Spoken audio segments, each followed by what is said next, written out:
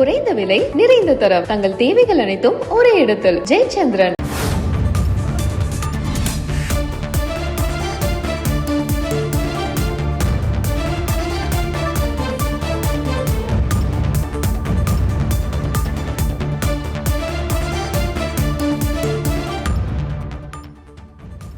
ஜெயலலிதாவின் சொத்து வழக்கில் பறிமுதல் செய்யப்பட்ட அசையும் மற்றும் அசையா சொத்துக்களை ஒப்படைக்க கோரி தீபா தரப்பில் மனு தாக்கல் செய்யப்பட்டிருந்தது.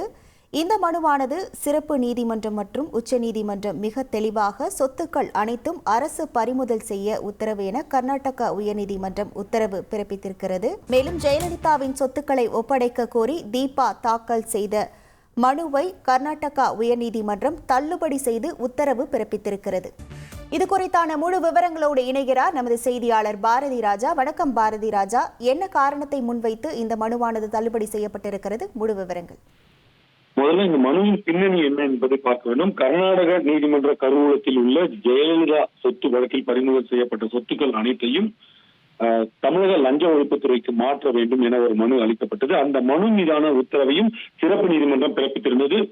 இந்த கர்நாடக கருவூலத்தில் உள்ள அனைத்து சொத்துக்களையும் தமிழக லஞ்ச ஒழிப்புத்துறை மாற்றுங்கள் என உத்தரவு பிறப்பிக்கும் போது தீபா தரப்பு வழக்கறிஞர் சத்யகுமார் ஆஜராகி இந்த வழக்கில் இருந்து ஜெயலலிதா அவர்கள் விடுவிக்கப்பட்டிருப்பதாகவும், எனவே அவரது சொத்துக்களை வாரிசுதாரரான தீபாவிடம் ஒப்படைக்க வேண்டும் என்ற ஒரு கோரிக்கையை வைத்தார் சிறப்பு நீதிமன்றத்தில்.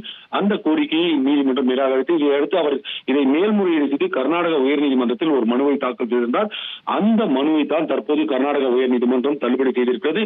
மிக தெளிவாக குறிப்பிட்டிருக்கிறது, இந்த வழக்கில் இணைக்கப்பட்டுள்ள சொத்துக்கள் அனைத்தையும் அரசு பறிமுதல் செய்ய வேண்டும் என உச்ச நீதிமன்றத்தின் இறுதி தீர்ப்பில் குறிப்பிடப்பட்டிருப்பதாகவும், எனவே ஏதேனும் மேல்முறையீடு செய்ய வேண்டும் என்றால் உச்சநீதிமன்றத்தை நாடுங்கள் என்று கூறி தீபா தரப்பு வழக்கறிஞர் சத்யகுமார் தாக்கல் செய்திருந்த மனுவை தற்போது தள்ளுபடி செய்திருக்கிறார் நீதிபதி ஸ்ரீசானந்தா. உங்கள் விவரங்களுக்கு நன்றி பாரதி ராஜா. குறைந்த விலை நிறைந்த தரம் தங்கள் தேவைகள் அனைத்தும் ஒரே இடத்தில் ஜெயச்சந்திரன்.